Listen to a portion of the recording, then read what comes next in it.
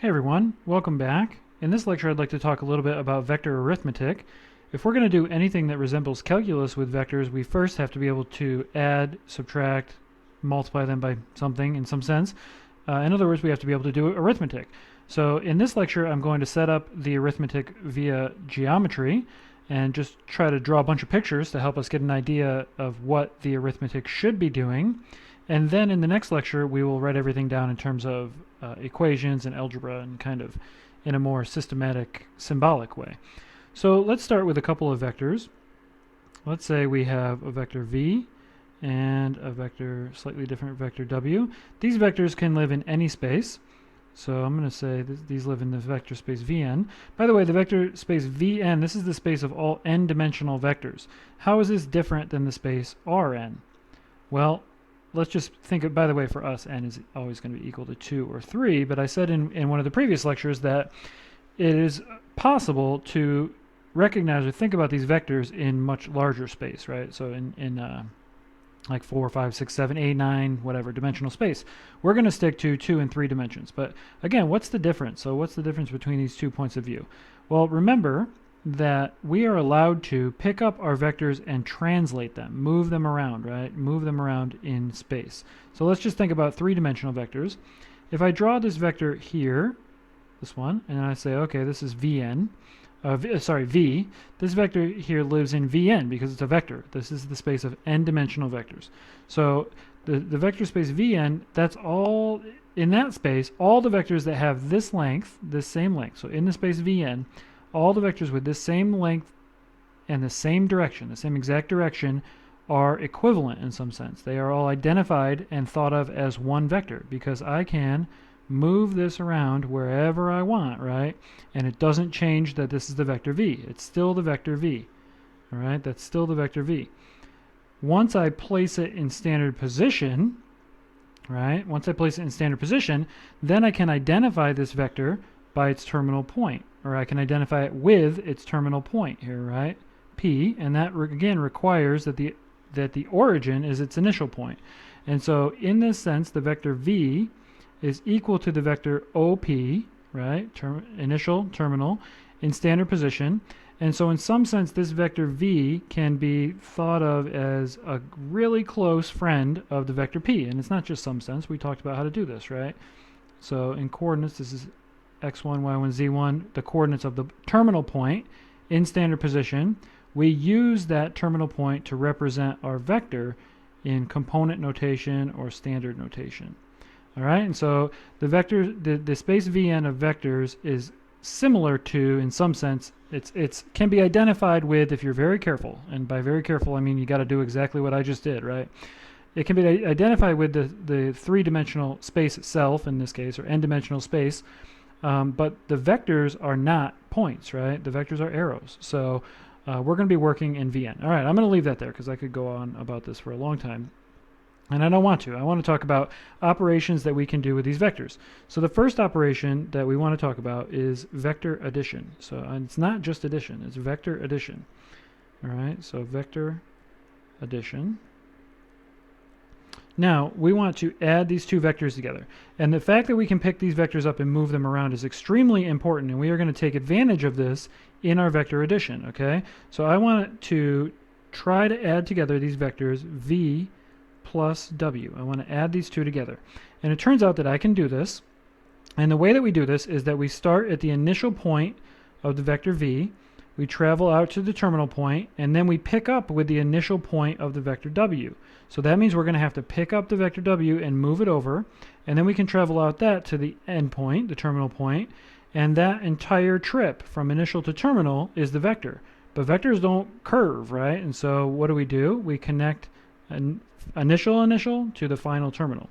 So here's what we're going to do. I'm going to copy these vectors, all right, and make new copies of them. So here's our vector v.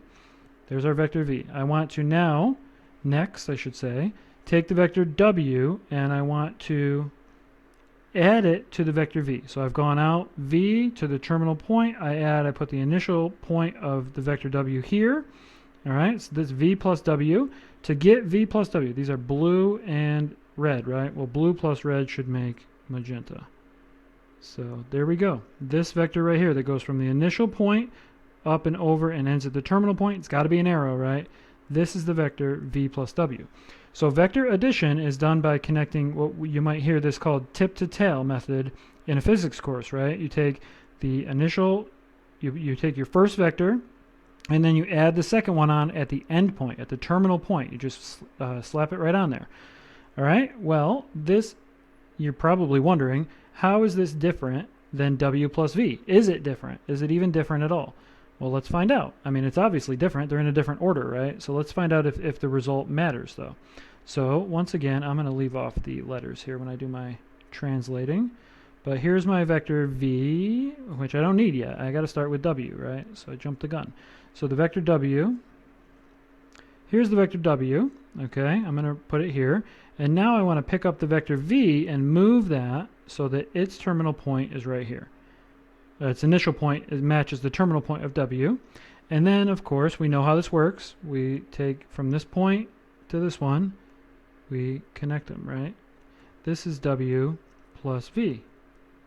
Well, I mean, this is, we're drawing, right? But I made sure by using this tool that these are the same vectors, and look what happens. If you put these together, you know, they should be the same.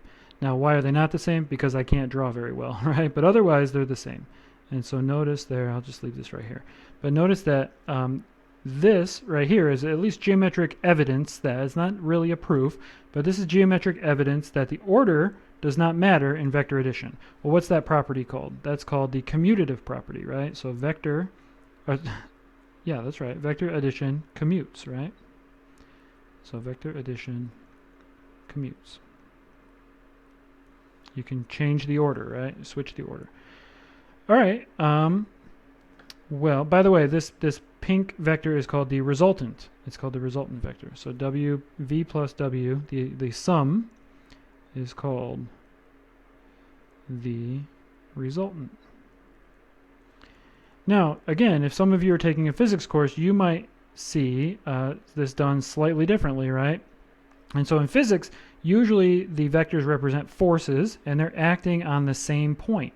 And so if this is the case, you have your point, and you've got the vectors v and w both acting on that point at the same time, then what do you do? I'm going to paste this down here. So there's the vector v acting on our point. All right, I'm going to go back up and get w here. So the vector w, if we come back down here, paste it here, this is acting at the same point now, so they both have to say they share the same initial point. How can we add these together? Because at this point, you're wondering, if this is a particle and these are forces, you're wondering, well, what's the net force, right? What's the net force being applied at this particle? Well, it's got to be the sum in some sense, or not in some sense. It's got to be the sum, right? Well, how do we add these together? And now what you do is you can, remember, we're allowed to kind of parallel translate these around. I'll just sketch it now. You're probably sick of watching me copy these things.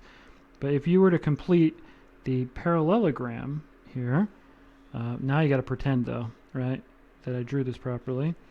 But if you were to draw the parallelogram, where this side is parallel to this side is parallel to this side, then the sum of these two vectors is exactly this diagonal. So this is v plus w. All right, and if you compare with this picture, it looks pretty much the same. Again, you have to factor in the fact that I drew this, and I'm not the greatest artist. So, but the resultant vector can now be thought of in any of these three forms. But the tip-to-tail method is the best way to do it, because really this up here, this black line that I drew, is really a copy of w, right? It's a copy of the red vector. But the point here that I was trying to make is that you might want to consider both vectors attached at the same point if you're doing a physics problem or a physics adjacent problem. Now, the next question is, how do we subtract vectors, right? How do we subtract vectors? This diagonal is the sum. Well, this diagonal turns out to be the difference, all right? So this diagonal right here, pointing up toward v, this is going to be, let me just make sure, this is going to be v minus w, right? V minus w. All right, we're going to come back to this in a second, but that is the difference. That right there, the one that connects the tip to the tip, that one is the difference vector. All right, we need something else before we can come back to that. So let's do this now. So the next thing that we want to talk about is something called scalar multiplication. So scalar multiplication has a word that we haven't talked about yet, right?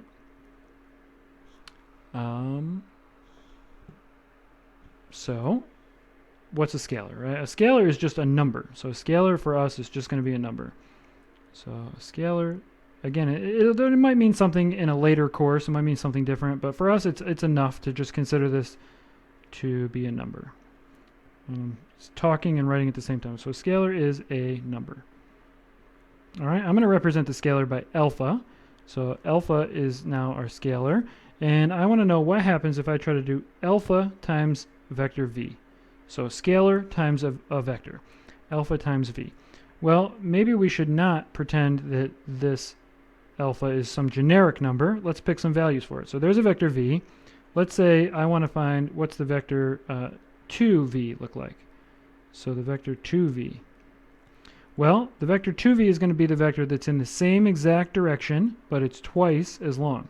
All right, so it's going to be the vector that, again, is in the same direction, but is twice as long. So this is the vector 2v. And this is exactly what it should be, right? Because 2v should be the same as v plus v. And v plus v is just 1, based on what we just learned about the tip-to-tail method, it's one copy of v and then another copy, right? V plus v. So when it's a whole number here, you can imagine scalar multiplication in terms of vector addition, right? So the scalar multiplication scales the vector. All right, well, what if I want to know what's 1/2 v, or not a whole number, right? 1/2 v is going to be exactly what you think it is now, which is it's going to be a vector in the same direction, okay, same direction, but only half as long. All right, so I'm not measuring this, but I'm just, eyeballing it. This is about, and if you need more, you have to put it over here, right? This is about half as long as v was, so half of v. So there's scalar multiplication by a number smaller than 1, shrinks the vector. Number larger than 1 increases the vector. Multiply by 1, what happens? Nothing. You get the same vector back, right? But there's still a whole bunch of numbers that we haven't thought about yet. And those are the negative numbers. So we can understand a negative number if we know what happens with negative 1 times v, right? So negative 1 times v is just equal to negative v. And if you think about what it means to be negative, just with numbers, right? If you, or functions or graphs that you're used to from calculus class,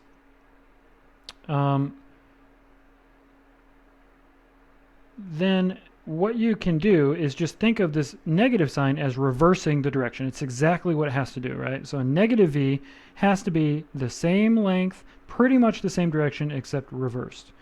So you draw the same line segment, except you reverse and put the tip on this side. All right, so this is the vector negative v. Now, once you know this, then you can start doing things like negative 1/2 v, right? So negative 1/2 v, what's it going to be? It's going to be negative 1/2 v, right? So there you go. So now, this is our 1/2 v up here. Our negative 1/2 v is going to be the same length, so half of the original v, and just reverse the direction, right? So negative 1/2 v looks like this. All right, so that's scalar multiplication. Now, let's go back to subtraction. So back to subtraction. I'll call this 3 since I've been numbering things, right? But I want to know what's v minus w. I said something up above. We need to make sure that it was right. So let's pick a couple new vectors. V, I'll draw them kind of like they were before, but not exactly the same. If I want to do v minus w, what's it got to be? It's got to be v plus negative w. This is what subtraction means with numbers as well, right? And so if we want to have, a solid system of algebra and arithmetic with vectors, then this is what it's got to be. All right, well, what is this minus v? Minus w. Minus w is in the same direction, right? So here, I'm gonna go back to using the copy feature. Let's get this right. So it's going to be in the same direction. All right, pretty much, except it's got to be reversed, right? So it's going to be this vector reversed. Okay, so now this is minus w, the green one, and we want to add these together to get the difference. Okay, so we go back to our copying tool. Copy, paste. There's our v. We want to add on minus w. So copy, paste, move it over here. All right, and then connect. So tip, tail to tip here. Again, what do we have? This is v, this is minus w, and so this is v minus w. All right, and if we go back up, scroll back up to this statement I made with no verification yet, right? That's pretty much, now I changed the vectors a little bit, but that's pretty much exactly what we see here, right?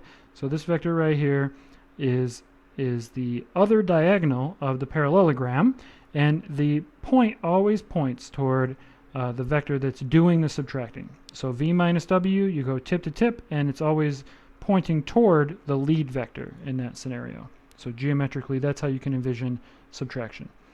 All right, well, this is all we're going to do in this video. So let's just summarize real quick. We have vector addition and subtraction now, right? Vector addition and subtraction. This adds two vectors to one another or subtracts two vectors. To get the subtraction, we had to do what we called scalar multiplication. So this is vector plus vector, right?